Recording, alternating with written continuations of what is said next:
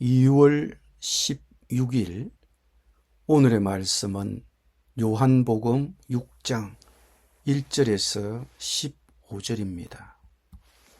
그 후에 예수께서 디베리아의 갈릴리 바다 건너편으로 가시매 큰 무리가 따르니 이는 병자들에게 행하시는 표적을 보았음이러라.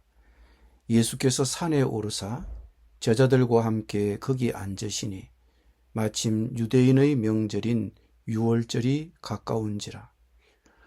예수께서 눈을 들어 큰 무리가 자기에게로 오는 것을 보시고 빌립에게 이르시되 우리가 어디서 떡을 사서 이 사람들을 먹이겠느냐 하시니 이렇게 말씀하심은 친히 어떻게 하실지를 아시고 빌립을 시험하고자 하심이라.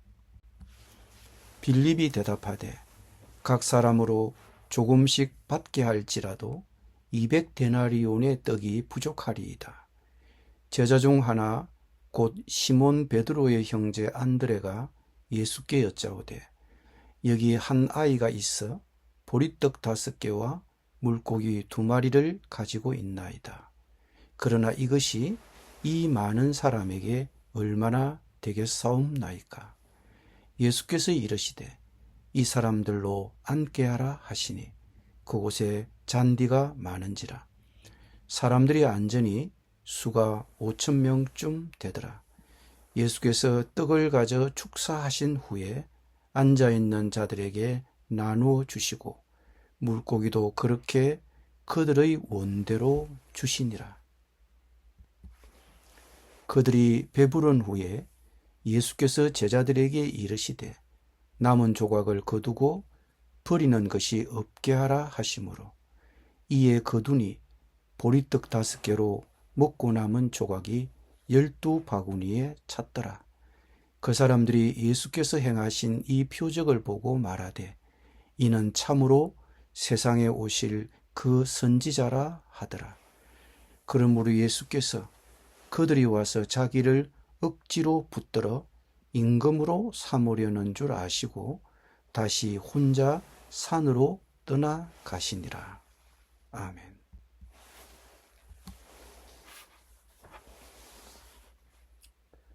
예수님은 무리가 자신에게로 오는 것을 보셨습니다. 요한복음 6장 10절에서 그 무리가 5,000명이라고 기록되어 있는 것을 보면 이 무리가 얼마나 컸는지 알 수 있습니다. 물론 5,000명보다 훨씬 더 많았을 것입니다. 5,000명은 남자들만 포함한 숫자입니다. 여자와 아이들도 그곳에 있었습니다. 예수께서는 무리가 자기에게로 오는 것을 보시고 빌립에게 말씀하셨습니다. 우리가 어디서 떡을 사서 이 사람들을 먹이겠느냐. 이렇게 많은 사람들이 있는데 빵은 없고 예수님은 빵을 어디서 구해야 하는지 물으셨습니다. 예수님의 이 질문에 빌립이 얼마나 무력감을 느꼈을까요? 빌립은 뭐라고 말했습니까? 각 사람으로 조금씩 받게 할지라도 200데나리온의 떡이 부족하리이다. 다시 말해 예수님 말도 안 돼요. 어떻게 할 수가 없어요. 그들에게 충분한 빵을 사줄 수가 없어요. 모두에게 한 조각씩 나눠줄 돈도 없어요. 포기하십시오. 예수님이 이 사실을 모르셨습니까?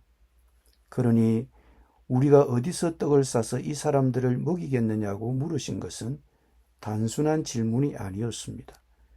6절을 보면 알 수 있습니다.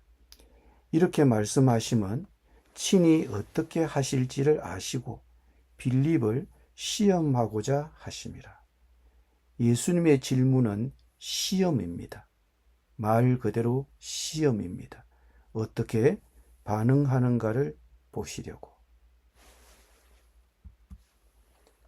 예수께서 빌립에게 어떻게 해야 할지 물으셨고 빌립이 답변을 하지 못하자 안드레가 나섰습니다. 안드레는 예수님의 제자 중에 한 명으로 예수님과 함께 그 자리에 있었고 대화를 엿듣고 있다가 무언가를 알아차렸습니다. 어떻게 알아차렸는지는 성경에 나오진 않습니다. 그는 보리빵 5개와 물고기 2마리를 가진 어린 소년을 보았습니다. 여기 한 아이가 있어 보리떡 5개와 물고기 2마리를 가지고 있습니다. 그렇다고 안드레가 제대로 대답한 것은 아닙니다. 그러나 그것이 이 많은 사람에게 얼마나 되겠사옵나이까. 안드레는 아이가 가져온 음식을 보았지만 그것으로는 충분하지 않다는 것을 알았습니다. 안드레는 대답을 하면서도 예수님의 눈치를 살폈을 것입니다. 그런데 예수님께서 그 다음에 하신 일은 정말 놀랍습니다. 10절에서 예수님은 제자들에게 사람을 앉히라고 하셨습니다. 사람들을 정리하시고 자리를 잡게 하시고 마치 식탁에 앉히듯이 앉히셨습니다. 그리고 나서 예수님은 정말 놀라운 일을 하셨습니다. 어린 소년의 도시락을 가져가시고 그 어린 소년이 내민 그 작은 선물을 넘치도록 풍성히 하셨습니다. 예수님은 그 어린 소년을 통해 5,000명 이상을 먹이셨습니다. 예수님은 그 어린 소년을 통해 제자들에게 교훈을 주셨습니다. 또한 우리들에게도 교훈을 주십니다. 처음에는 그 어린 소년의 마음이 상했을지도 모릅니다. 하지만 예수님은 처음에 가져가신 것보다도 훨씬 더 많은 것을 돌려주셨습니다. 11절에서 13절을 보십시오. 예수님은 빵을 가져다가 감사기도를 드리시고 무리에게 나누어 주셨습니다. 그리고 물고기도 똑같이 하셨습니다. 11절 끝부분을 보면 그들은 원하는 만큼 물고기를 받았습니다. 배불리 먹고 난 후 예수님은 제자들에게 남은 조각들을 모으라 아무것도 잃어버리지 않게 하라고 하셨습니다. 그래서 제자들은 남은 조각을 모아 12바구니를 가득 채웠습니다. 5개의 보리빵에서 나온 조각들이었습니다. 어린 소년이 예수님께 자신의 점심을 드렸더니 예수님께서 그에게 무리들에게 풍성한 잔치를 베풀어 주셨습니다. 처음에는 너무 적어서 먹고도 배가 고플 뻔했던 것이 이제는 마음껏 먹고도 남을 만큼 풍성한 음식이 되었습니다. 이것이 바로 예수님의 능력입니다. 예수님은 이렇게 일하십니다. 그런데 왜 우리는 그분을 신뢰하지 못할까요? 빌립을 시험하신 이 질문은 이런 의도가 담겼을 것입니다. 예수님은 우리의 모든 필요를 채워주시고 더 나아가 그 이상으로 채워주실 수 있습니다. 예수님은 언제나 그러셨습니다. 진정으로 필요한 것이 있다면 예수님은 언제나 함께 하셔서 채워주실 것입니다. 오늘 이야기가 우리에게 주는 교훈은 또 있습니다. 어린 소년이 내어준 도시락은 그분의 능력을 전달하는 통로가 되었습니다. 빌립과 안드레는 바로 옆에 계신 예수님을 알아보지 못하고 어떻게 빵을 사야 할지 걱정하고 있었습니다. 그런데 여기 이 어린 소년은 아주 소박한 도시락을 들고 있었습니다. 이 어린이가 바로 예수님께서 주님의 능력을 나타내시는 도구가 된 사람입니다. 정말 놀랍지 않습니까? 여기 얻을 수 있는 교훈이 또 있습니다. 예수님께서 우리에게 어쩌면 감당할 수 없는 일들을, 어쩌면 우리의 재정 능력으로는 감당할 수 없는 더 많은 사람들을 먹이시라고 요구하실지도 모릅니다. 하지만 그분은 우리와 함께 하실 것입니다. 그분의 능력이 나타날 것입니다. 우리의 부족함을 통해 그분의 모든 것을 충족시키시는 것을 증명하실 것입니다. 언제나 우리를 채워주실 것입니다.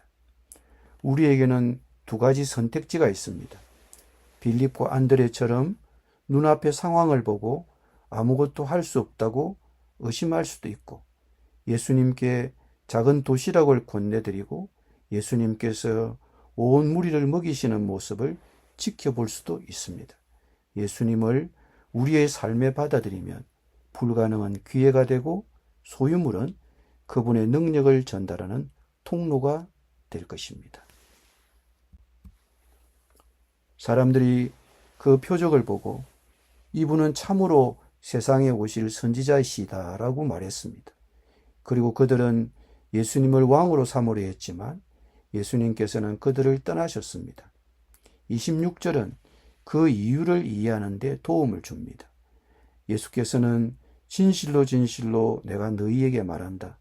너희가 나를 찾는 것은 표적을 보아서가 아니라 빵을 먹고 배불리 먹어서이다 라고 말씀하셨습니다.